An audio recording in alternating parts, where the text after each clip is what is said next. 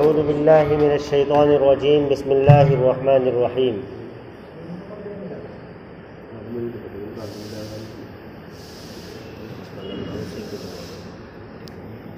جس میں نظر آئے اسی کو اوپر والے گھما دو، پورا گھما دو، ادھر بھی گھما دو. بسم اللہ الرحمن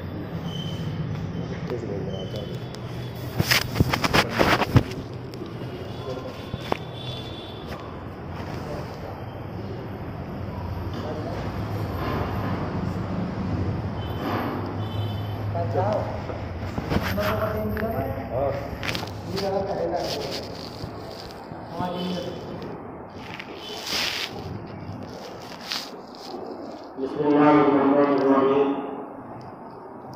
الحمد للہ والصلاۃ والسلام علی رسول اللہ اعوذ باللہ من الشیطان الرجیم. بسم اللہ الرحمن الرحیم.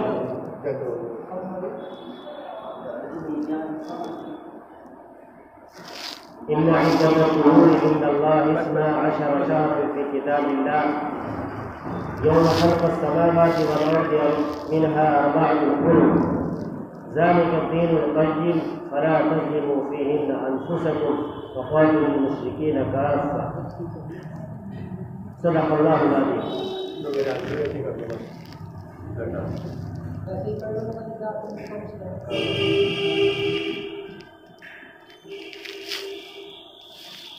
وقال النبي صلى الله عليه وسلم لا عدوى ولا طيرة ولا هامة. وقال النبي صلى الله عليه وسلم في رواية آخر لا عدوى ولا طيرة ولا هامة ولا صفر أو كما قال عليه الصلاة والسلام. کہ محمد سے وفا تو نے تو ہم تیرے ہیں، کہ محمد سے وفا تو نے تو ہم تیرے ہیں، یہ جہاں چیز ہے کیا لوح و قلم تیرے ہیں. میرے محترم بزرگوں، عزیز بھائیوں، اس وقت جو قرآن کریم کی آیت مبارکہ پڑھی ہے اس میں اللہ تبارک و تعالیٰ نے ایک مضمون بیان فرمایا کہ بے شک اللہ کے نزدیک مہینوں کی تعداد 12. ان عدت الشہور عند اللہ 12 شہرا. اللہ کی کتاب کے اندر یہ حکم بیان کیا گیا کہ مہینوں کی تعداد 12 اور یہ مہینوں کی تعداد 12 اللہ تبارک و تعالیٰ نے اس وقت بنائی تھی یوم خلق السماوات والارض. زمین اور آسمان کی پیدائش سے پہلے ہی اللہ تبارک و تعالیٰ نے 12 مہینے مقرر فرمائے. منہا 4 حرم. ان 12 مہینوں میں سے 4 مہینے حرمت والے مہینے کہلاتے، احترام اور عظمت والے مہینے کہلاتے. فرمایا اللہ نے آگے ذالک الدین القیم، یہی مضبوط دین ہے اور یہی مستحکم دین ہے. فلا تظلموا فیہن انفسکم، لہذا ان مہینوں میں تم اپنے اوپر ظلم نہ کرو، اپنی جانوں پر ظلم نہ کرو. وقاتلوا المشرکین کافہ، اور ان مہینوں کے علاوہ مشرکین سے قتال کرو. یہ آیت مبارکہ اور جو حدیث مبارکہ میں نے پڑھی کہ لا عدوى ولا طیرۃ ولا ہامۃ ولا سفر، اللہ کے رسول نے فرمایا لا عدوى، بیماری لگنے والی کوئی چیز نہیں ہوتی، ولا طیرۃ، اور نہ بدفعلی کوئی چیز، ولا ہامۃ، اور نہ الو سے غلط بات لینا، یہ کوئی دین، ولا سفر، اور نہ خالی ہونے کو منحوس سمجھنا، یہ کوئی چیز ہے. آپ کو معلوم ہے کہ 4 مہینے حرمت والے مہینے کہلاتے ہیں، ذی قعدہ، ذی الحجہ اور محرم، یہ تینوں تو مسلسل ہیں، اور ایک مہینہ جمادی الاخر اور شعبان کے درمیان میں آتا ہے رجب کا مہینہ. یہ 4 مہینے حرمت والے مہینے کہلاتے ہیں. اور یہ مہینہ جو چلا ہے سفر کا مہینہ، یہ اسلامی سال کا دوسرا مہینہ۔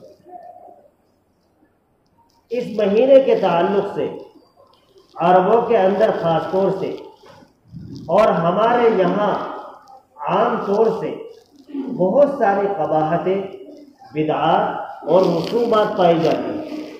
اس مناسبت سے یہ آیت ذہن میں آئی اور اس کے تعلق سے اس مختصر وقت میں چند باتیں آپ کے سامنے آئی۔ زمانہ جاہلیت کے اندر سفر کے مختلف معنی آتے ہیں۔ سفر کے معنی خالی ہونے کے لیے آتے ہیں، اور خالی ہونا اس مناسبت سے کہتے تھے کہ ان 13 دنوں کے اندر خاص طور سے ایک تیزہ تیرہ کی بھی ایک رسم تھی عرب کے اندر کہ ان خاص طور سے 13 دنوں کو بڑے مضبوط سمجھتے تھے کہ سفر کا مہینہ یہ خالی مہینہ ہے، اور خالی مہینے کے اندر برائیاں، بلائیں، مصیبتیں آتی جاتی رہتی ہیں، اس وجہ سے اس مہینے کو منحوس سمجھتے ہیں۔ بہت ساری قباحتیں اور بدعات اور رسومات عربوں کے اندر صد سے چلی آ رہی ہیں۔ کبھی وہ لوگ یہ کہتے تھے کہ یہ مہینہ ایسا ہے کہ اس کے اندر کسی نبی کو بیماری لگی اور وہ 13 دن تک رہی، لہذا یہ مہینہ منحوس مہینہ۔ کہیں ان کے اندر یہ غلط رسم پیوستہ تھی کہ اس مہینے کے اندر شادی بیاہ کرنا یا اس طرح کا کوئی بھی کام کرنا وہ مکمل نہیں ہوتا۔ غرض یہ ہے کہ بہت ساری رسومات، جس طرح آج کل بہت ساری رسمیں ہمارے عوام میں بھی پائی جاتی ہیں، بلکہ عوام کو چھوڑ کر عورتوں میں زیادہ پائی جاتی ہیں، جن کا شریعت سے کوئی تعلق نہیں ہے۔ اللہ کے رسول صلی اللہ علیہ وسلم نے اس حدیث مبارکہ کو بیان فرما کر، مشکوٰۃ شریف میں بھی یہ حدیث ہے، بخاری شریف میں بھی یہ حدیث ہے، ان ساری کتابوں کے اندر اس حدیث کو ذکر فرما کر یہ بات بیان فرما دی کہ مہینوں کے اندر کوئی نحوست نہیں ہے۔ اللہ کے نزدیک سارے مہینے بہتر ہیں، اور ان میں سے 4 مہینے بہت ہی عظمت والے ہیں۔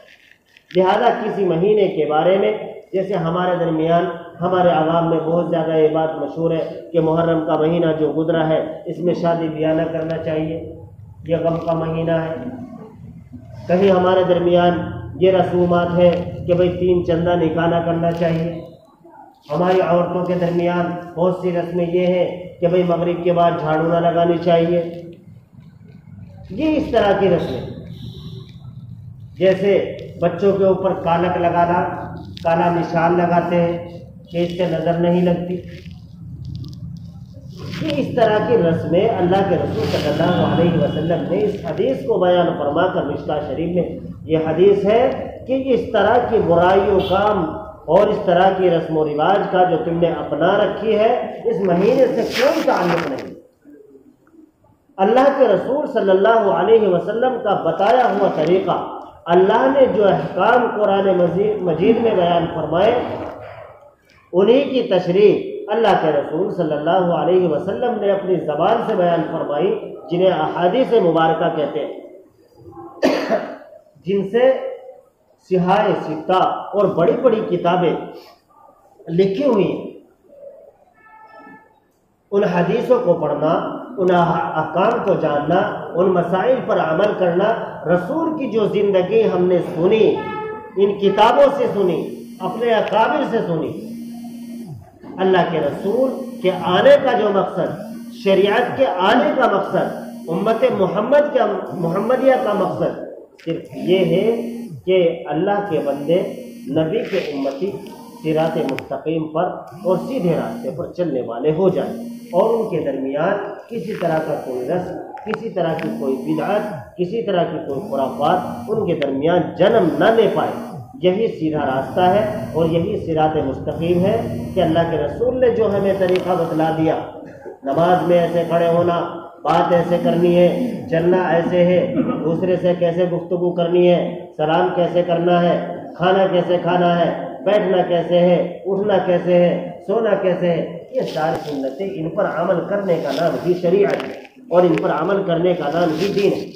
اللہ ہم سب کو اس مختصر وقت میں جو چھوٹی موٹی باتیں ہوئی اللہ ان سب پر مجھے بھی اور آپ کو بھی عمل کی توفیق نصیب فرمائے اور صحیح معنی میں دین پر چلنا آسان فرمائے۔ وآخر دعوانا الحمدللہ رب العالمین۔ جن حضرات کی سنتیں باقی